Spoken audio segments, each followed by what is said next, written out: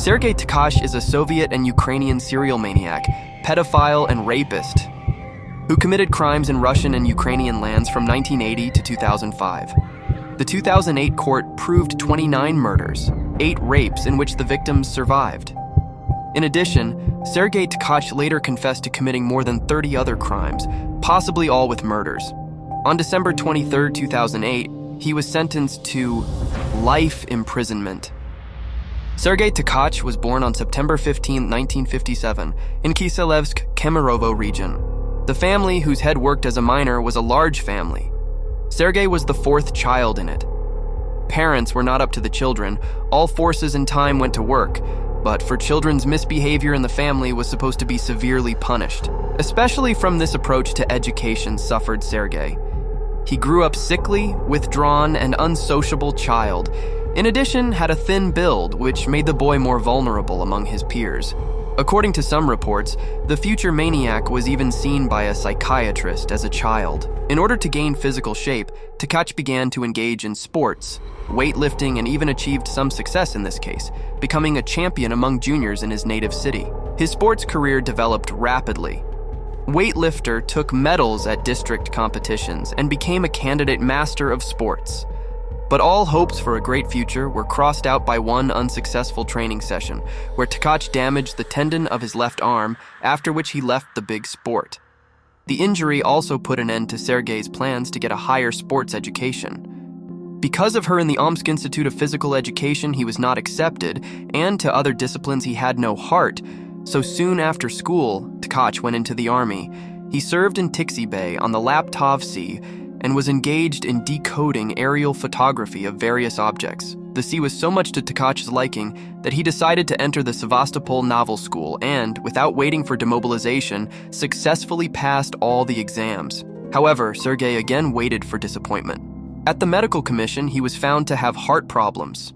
As a result, he was expelled from the school and sent to complete his conscript service. Tkach's shock from this failure was so strong that he decided to kill himself.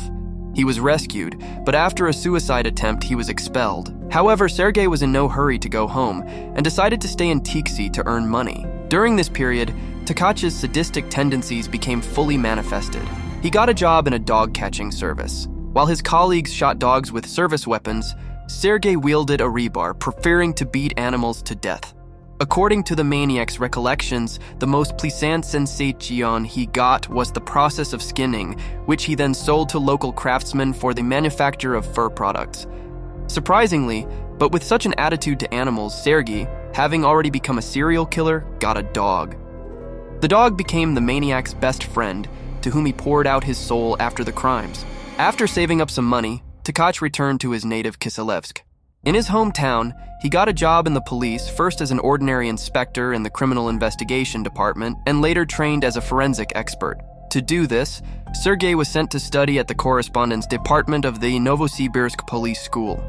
But while still studying, in 1979, he was forced to write a report on his own dismissal. In his native police department, he forged some official documents, which was quickly discovered. He was automatically expelled from the special school. By this time, he had managed to have a family. By the way, the relationship with women with the man was normal.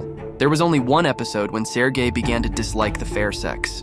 In high school, he started an affair with a girl a year younger than him and sought intimacy. But the schoolgirl, brought up in strict Soviet traditions, did not agree to intimate relations, which caused a storm of unpleasant emotions in the soul of the already complex teenager.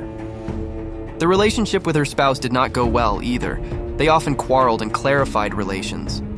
After dismissal from the authorities, Tkach got a job at the railway station and became addicted to alcohol. He even set a kind of record. He could pour a bottle of vodka into himself in 13 seconds. Meanwhile, scandals in Tkach's family were becoming more frequent. After another scandal in 1980, he took one of his sons and left for his parents, who by that time had moved to the Crimean village of Skvortsova. A couple of days later, there came an angry wife of Sergei and demanded the return of the child. Tkach refused, and then the woman, under the pretext of farewell to his son, asked Sergei to come to the airport with the boy. There, Tkach was waiting for the police and his wife, who in a matter of hours had obtained a court order on the place of residence of the child in her favor. Sergei was taken to the police station, where he spent a couple of days. When he returned home and learned that his wife and son had flown away on the day of his arrest, 27-year-old Sergei lost his temper. That same day, he committed his first murder. As it would later turn out, Tkach drank 2 bottles of wine and went for a walk, during which he spotted a young woman. He attacked her from behind, clamped her carotid artery, and when she stopped showing signs of life, he abused her. After realizing what he had done, Tkach decided to confess to everything. He called the police and reported what he had done, but did not wait for the police to arrive. He ran away. The detectives were unable to find the killer. Tkach did not want to stay in the Crimea, but also did not plan to return to Kiselevsk. He decided to move to Pavlograd, Dnipropetrovsk region. There he remarried and became a father in 1983. His wife gave birth to a daughter. However, despite the settled family life, the desire to kill did not leave the criminal. Then he decided to kill not only adult women, but also girls. Perhaps the memories of his first, unsuccessful experience with the opposite sex played a role. The first victim was a 10-year-old schoolgirl whom he caught up with on October 31st, 1984, when she was on her way to music school. The maniac dragged the girl to an abandoned oil factory, where he strangled her. After the murder, Tkach seized in the notebook and wristwatch of the victim. By the way, and from others, he took something from personal belongings, from lipstick and umbrella to shoes and dolls. In vain, the detectives tried to find any evidence on the body of the deceased. While serving as a forensic expert, Tkach gained knowledge that helped him heed from his former colleagues for a long time. At one time, I had level 4 access to top-secret material, including murder cases. I read them, and I knew how they would be searched, what to look for. I knew everything. Tkach boasted in an interview. For example, in most cases, the maniac strangled his victims before the abuse so that they would not leave marks on him. He made sure to use a condom. Tkach took all the victims' belongings that could leave fingerprints with him, rode a maniac on a bicycle, and left the scene of the crime on railroad ties treated with creosote. He knew the dogs wouldn't pick up the trail, and he tried to commit murders not far from roads and railroads. He hoped that the suspicion would fall on commuters or truckers. On February 23, 1985, Sergei Tkach committed a new crime. He attacked a junior schoolgirl. Despite the fact that after the previous murder at the oil factory, about which the whole town was talking, the parents saw the girl off and met her from school. That day she was returning home alone. The mother was delayed in the clinic and was not in time for the end of classes. Tkach intercepted the schoolgirl right outside the house, dragged her into the basement, and repeated the crime. After the second murder, the best detectives from all over the Union were sent to Pavlograd. Even the famous clairvoyant Vanga was asked for help, but the general efforts to find the criminal led to nothing. By the way, according to the confessions of the Pavlograd maniac, as people dubbed Tkach since 1985, he was detained several times by police officers on suspicion of murder, but each time he got away with it, most often bribing the guards of order. With impunity, Tkach became so brazen that he was not afraid to attack right under the noses of the operatives. Once, knowing that an ambush was waiting for him in a forest belt, the maniac calmly waited until the policemen left for lunch, and then, right at the place of their duty post, committed another crime. During his time living in Pavlograd, Tkach committed about 30 attacks, many of which ended in the death of the victims. In 2000, his wife was promoted to deputy director of an oil mill in the town of Pology, where the family soon moved. In the new place, Tkach held on for 3 years, and then he started killing again. Thus, from Pavlograd maniac, he became Palagovsky. In the city and its neighborhoods began to find strangled bodies. He killed one of the schoolgirls, a 9th grader, who was returning from a computer club near an apartment building, covering her body with an iron sheet. Another 13-year-old local resident was strangled with straps from her school bag. On the victim's body, they found gray hairs, but instead of looking for the real killer, the police chose to frame an innocent man. They arrested one of the locals who was visiting his mother that day and was walking home on the same path as Tkach's victim.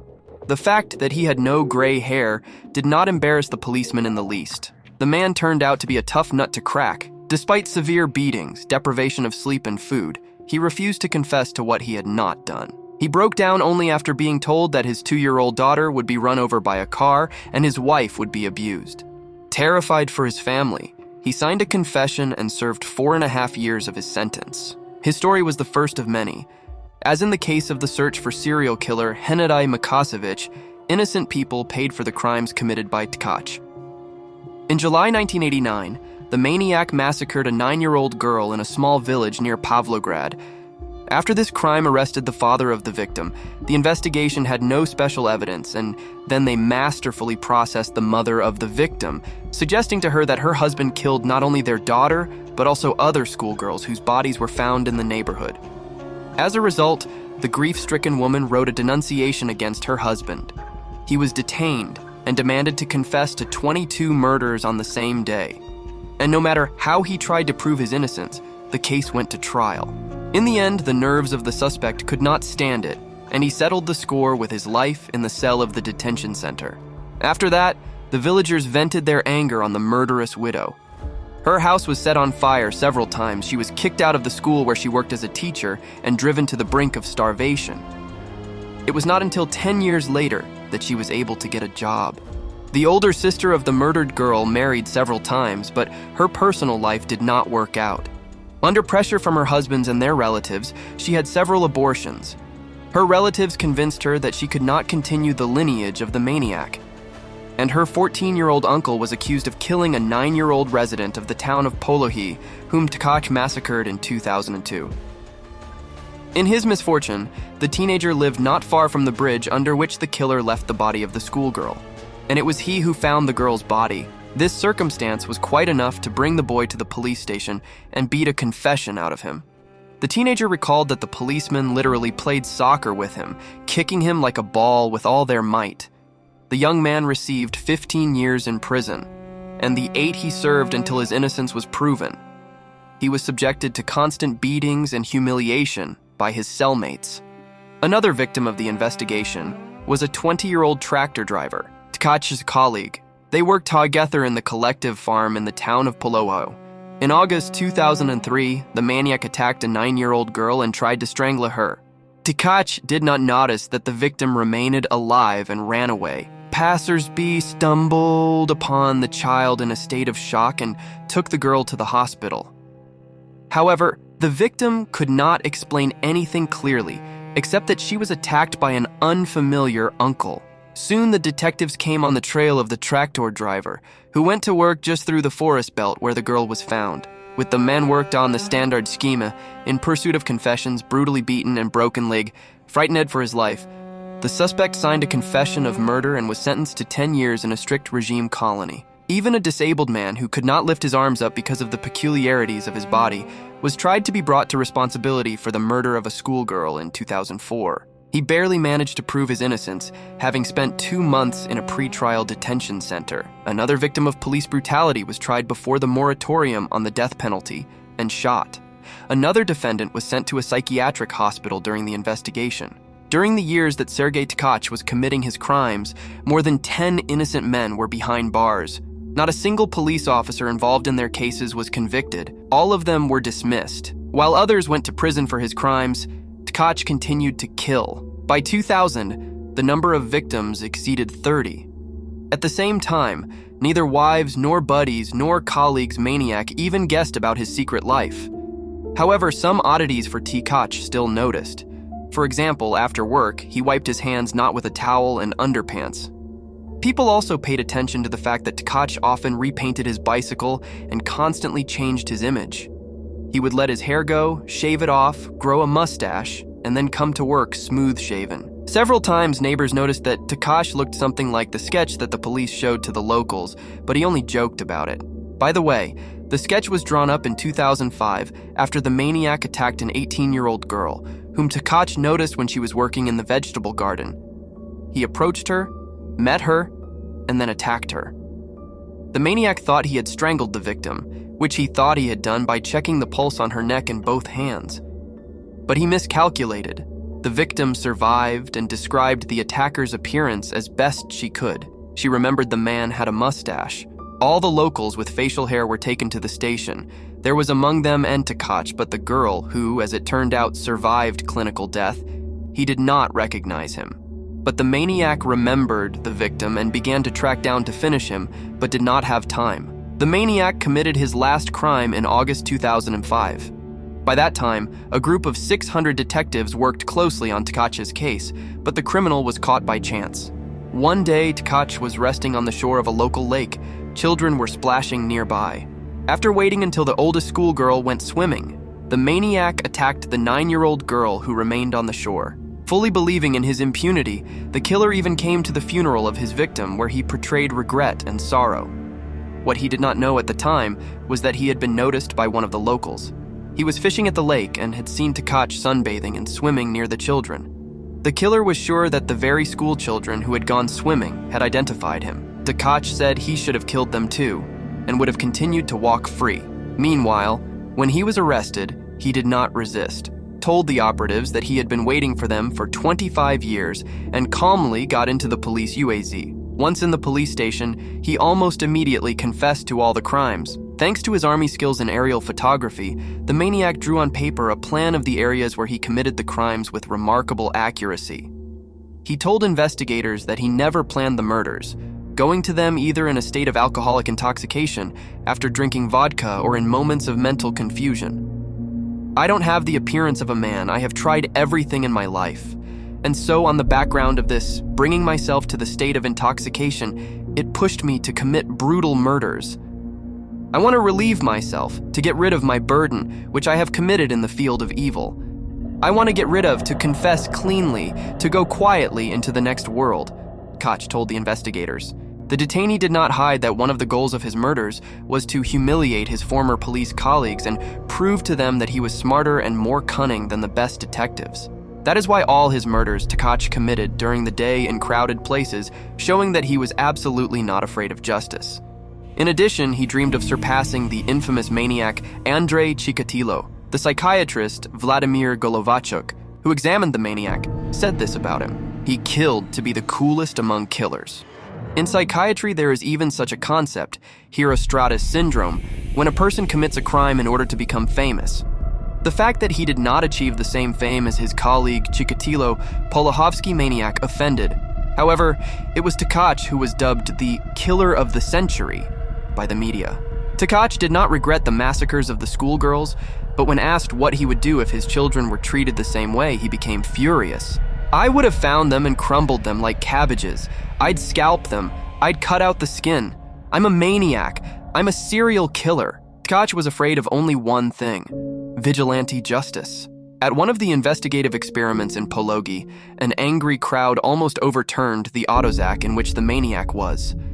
Since then, the killer on trips demanded to give him a bulletproof vest and provide heavy security, but still, he was always on guard. For example, during an investigative experiment at the cemetery where Tkach killed another victim, a funeral procession was walking down the alley. The maniac flatly refused to get out of the car, convincing the operatives that among the mourners there could be a killer who had come to kill him.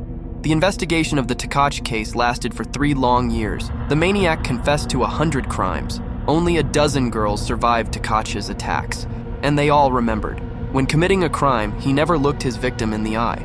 Of the 100 crimes to which the accused confessed, the investigation managed to prove 37. These murders were committed in the territories of Zaporizhzhia, Dnipropetrovsk, and Kharkiv regions of Ukraine, as well as Crimea.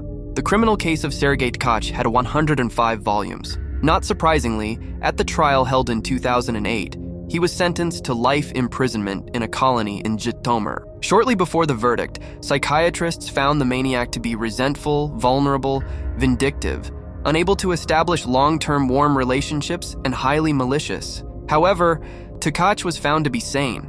He claimed to have been able to predict his future.